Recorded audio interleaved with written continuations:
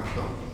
C'est en 1973, peu après son indépendance, que l'île Maurice a accédé à la Convention de Yaoundé II, et à ce titre, donc, Maurice a participé à toutes les conventions de Lomé, et il est aujourd'hui partie de l'accord de Cotonou du 23 juin 2000. Et l'État mauricien donc, était tenu de coopérer avec l'Union européenne dans tous les domaines de cet accord de Cotonou.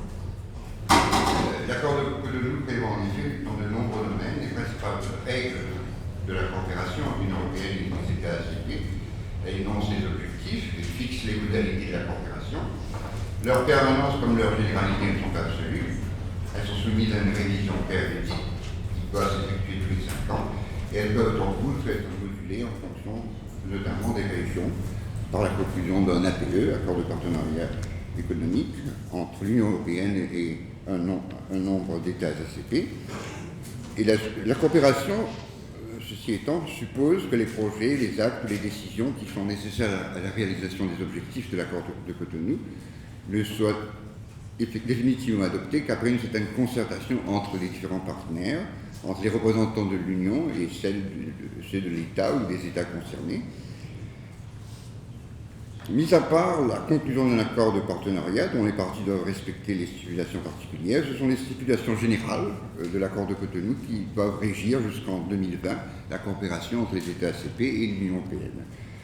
Et l'accord de Cotonou prévoit, cependant, que dans certains domaines, ce sont les États ACP qui peuvent déterminer eux-mêmes le contenu de la coopération en se concertant avec les représentants de l'Union européenne dans le cadre des institutions conventionnelles. Ces États peuvent adapter les règles de la coopération aux exigences de leur situation particulière dans la perspective de leur propre développement, et ils disposent à cet égard d'une faculté d'initiative. C'est le cas notamment dans le domaine de la coopération pour le financement du développement. Et en ce domaine, la faculté d'initiative qui est octroyée aux États ACP va très loin. L'article 57 de l'accord stipule en effet qu'il leur incombe d'établir des programmes indicatifs, de les exécuter, de les gérer.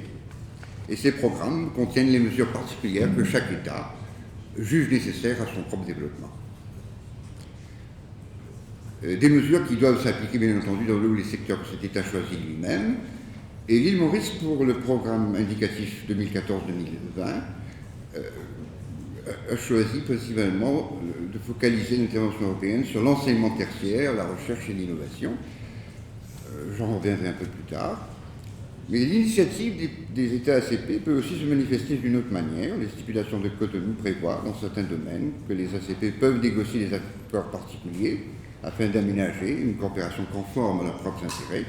C'est le cas dans le domaine de la pêche, où l'île Maurice a choisi d'étendre sa propre coopération avec l'Union européenne, conformément à l'article 53 de l'accord de Cotonou.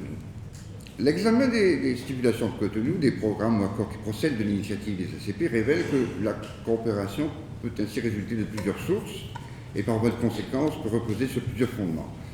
La première source réside dans les textes même de l'accord de Cotonou, qui régissent d'une manière générale la coopération ACP et l'Union européenne, et la seconde source procède de l'initiative de chacun des États, en particulier de l'île Maurice, qui a la faculté, avec l'agrément de l'Union européenne, de choisir un ou plusieurs domaines de coopération. Donc, dans un premier temps, j'aborderai la coopération régie par l'accord de Cotonou, et dans un deuxième temps, la coopération choisie par l'île Maurice. Les stipulations de la Convention de Cotonou régissent la plupart des domaines. Les États ne peuvent pas modifier ces règles, ils ne peuvent que négocier avec l'Union européenne dans le cadre de la coopération un aménagement de ces règles. C'est le cas pour les PMA, les pays moins avancés. L'île Maurice étant une démocratie stable, classée parmi les économies les plus libérales et les plus compétitives d'Afrique, participe pleinement donc à la coopération dans le cadre de Cotonou. Elle entretient d'excellentes relations avec l'Union européenne. Le dialogue politique tel que prévu par l'article 8 a lieu régulièrement. L'État mauricien a aussi participé à la promotion de la sécurité maritime et la lutte contre la piraterie dans l'océan Indien, au large des côtes de Somalie. Elle participe également dans la lutte contre le changement climatique, dans la politique en faveur des énergies renouvelables et pour l'efficacité économique, dans les relations entre les peuples. Maurice est un pays pilote pour l'exemption du visa Schengen. Elle participe également dans la coopération économique et commerciale. Il y a un accord intérimaire qui a été signé entre les États d'Afrique orientale et australe et l'Union européenne. Ce qui pose problème, c'est la coopération économique et commerciale. Car la coopération économique et commerciale a été très importante pour l'île Maurice, c'est ce qui a permis elle a grandement contribué, sous l'empire de la Convention de Lomé, à l'amélioration de la situation économique et du niveau de vie des Mauriciens. Les règles de la Convention de Lomé étaient en effet particulièrement favorables à l'économie de l'île Maurice, tant en ce qui concerne le secteur de l'industrie sucrière que celui de l'industrie de transformation. Elle prévoyait un important quota pour le sucre mauricien sur le marché européen, dont le prix à l'origine était garanti. Ce protocole sucre a permis le décollage économique de Maurice. Les exportations mauriciennes de produits transformés, notamment de produits textiles, ont permis à l'île Maurice de diversifier sa base économique. L'île Maurice a bénéficié non seulement de certaines préférences tarifaires, mais encore de certaines règles d'origine qui facilitaient la nationalisation des matières premières qui étaient incluses dans ces produits. Mais depuis l'accord de Cotonou, les termes de la coopération économique et commerciale ont considérablement évolué et les avantages dont profitait Maurice ont tendance à se réduire. Et il est à prévoir qu'à l'avenir, le domaine de coopération commerciale qui était l'essentiel ne représente plus le même intérêt pour les Mauriciens. D'autant qu'avec la mise en œuvre du Brexit, l'île Maurice va perdre, dans le cadre de cette coopération, l'un de ses principaux partenaires, la Grande-Bretagne. Environ 20% de l'exportation mauricienne vers l'Europe, c'est vers la Grande-Bretagne. Donc, je verrai dans un premier temps la réduction des avantages en faveur de l'île Maurice et, deuxièmement, la question du départ de la Grande-Bretagne. Donc, depuis 2009, le protocole sucre, qui assurait à l'île Maurice des avantages importants, n'est plus en vigueur. Le quota d'exportation, qui à l'époque était de 500 000 tonnes, et la garantie des prix dont bénéficiait l'île Maurice ont été supprimés. Et seul demeure en sa faveur les préférences tarifaires. Et un document publié par la Commission en 2013, Prospects for Agricultural Markets and Income in the European Union, 2013-2023, indique que l'Europe va réduire drastiquement les importations de sucre de 1,6 million de tonnes,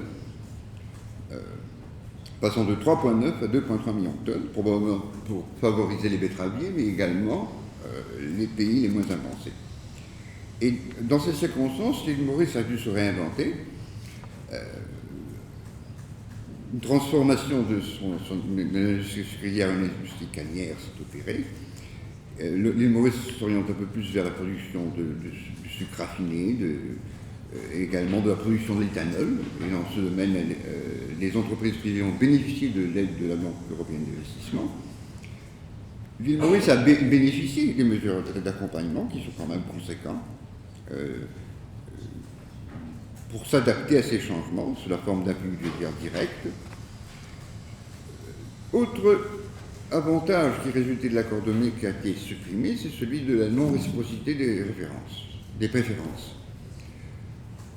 Avec l'accord de Cotonou, les préférences sont devenues réciproques, les produits mauriciens sont admis sur le marché européen, les importations également en provenance de l'Europe doivent l'être aussi sur le marché mauricien, et pour la première fois en 2016, la balance commerciale avec l'Europe est négative de 84 millions d'euros, alors qu'elle était avantageuse pour Maurice dans les décennies précédentes. Il y a en plus une nouvelle règle sur les échanges entre l'ACP et l'Union européenne, notamment qui figure dans le règlement 1076 de 2016 du Parlement européen, du Conseil de l'Europe du 8 juin 2016, qui s'applique aux produits originaires de certains États appartenant au groupe ACP. Et ce texte vise expressément l'île Maurice dans son annexe 1.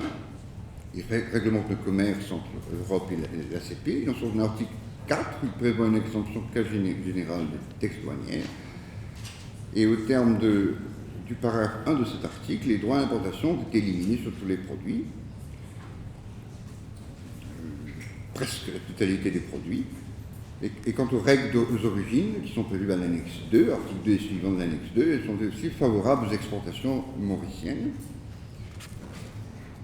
Mais le libre accès des produits ACP admet toutefois quelques exceptions, et ces exceptions ont de quoi faire inquiéter l'État mauricien et les Mauriciens en général.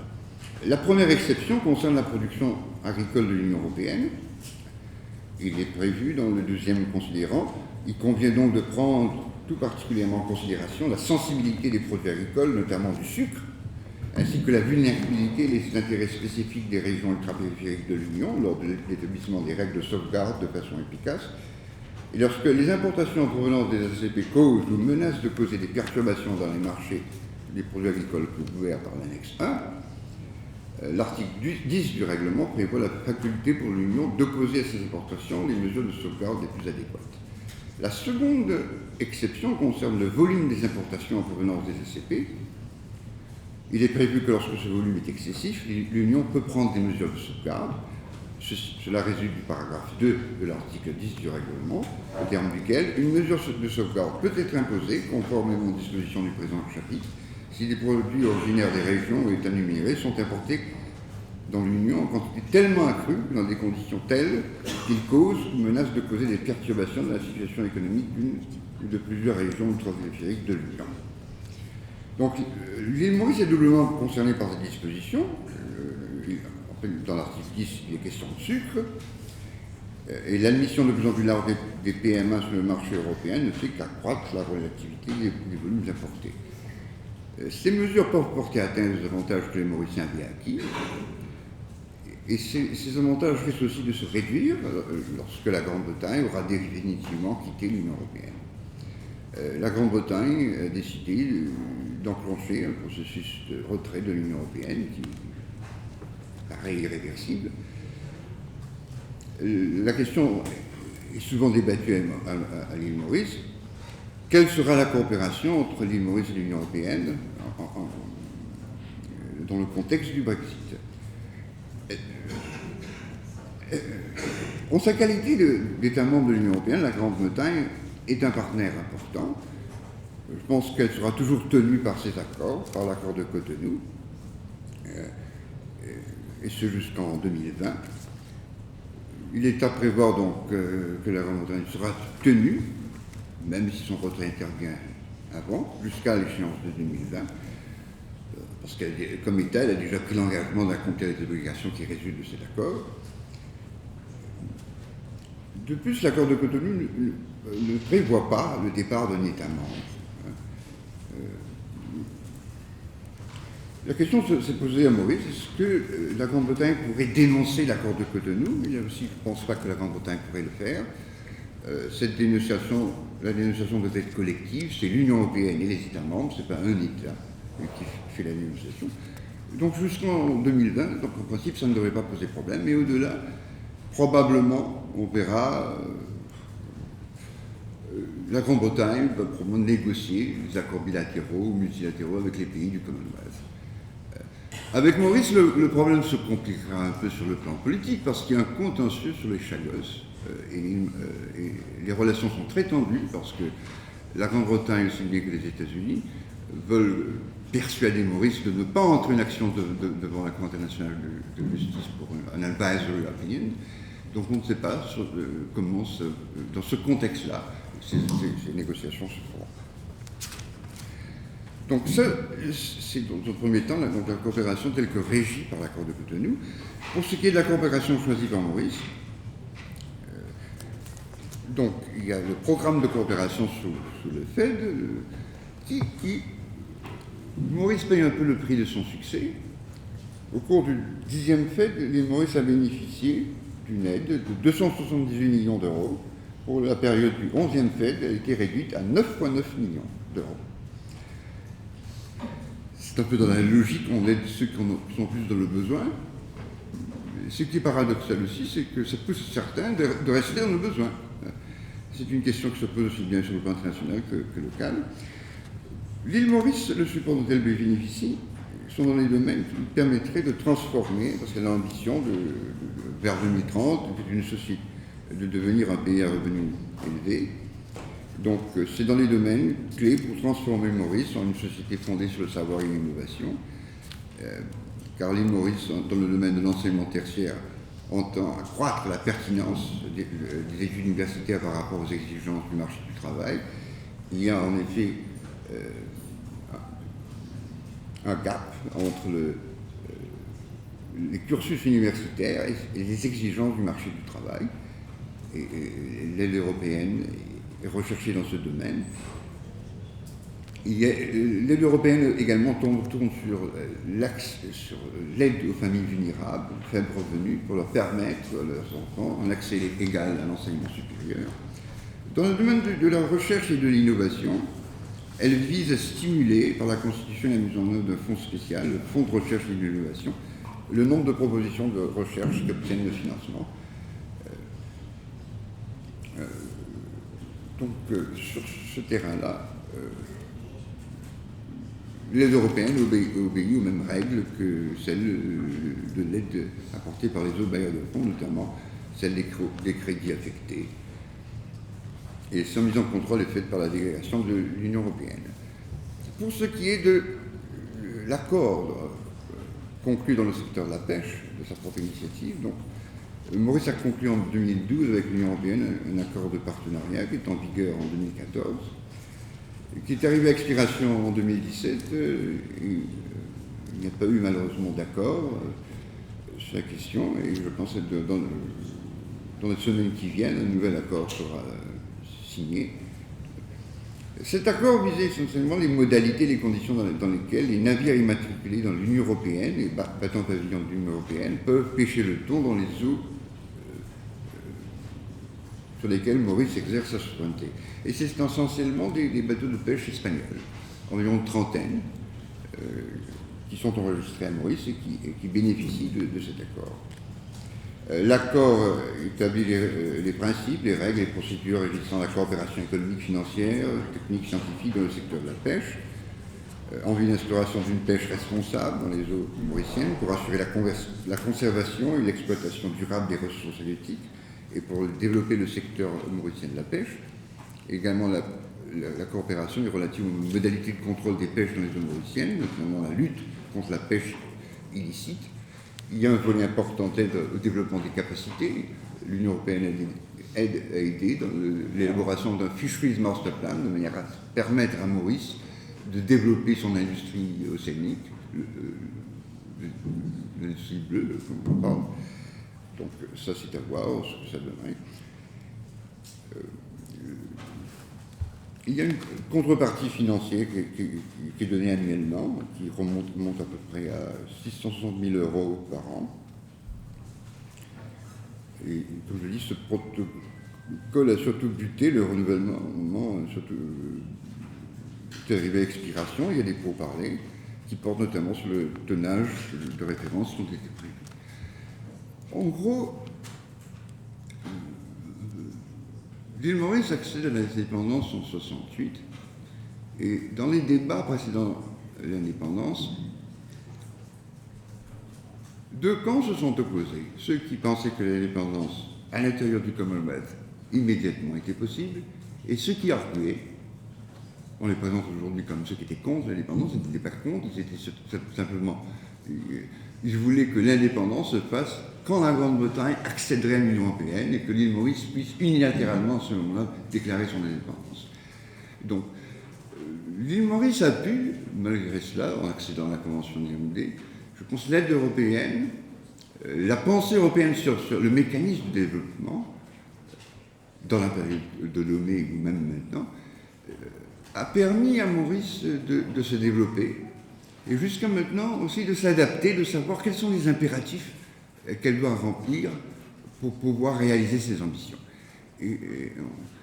Contrairement à d'autres pays qui sont parfois très critiques envers l'Union européenne, j'ai lu une thèse où le Sénégalais parlait de l'asservissement des pays africains par l'Union européenne, que l'île Maurice a su bénéficier de l'accompagnage que l'Union européenne a su donner. Elle a su prendre avantage de l'expérience, puisque, comme on dit en anglais, a wise person learns from the mistakes of others. Si les pays européens, dans des conditions très difficiles, ont vécu l'industrialisation, on devrait, au regard de leur expérience, faire le cheminement de manière moins pénible. de manière moins pénible. Et je pense que c'est dans cet état d'esprit que Maurice a su tirer entièrement profit de l'aide, de toute l'assistance technique. Et pour le moment, elle compte sur l'aide de l'Union européenne pour lui permettre d'émerger, pour développer son enseignement supérieur, la recherche et l'innovation. Et je n'ai aucune raison de douter que l'aide, l'assistance que l'Union européenne apporte aiderait Maurice dans ce cheminement. Je vous remercie, Monsieur le Président.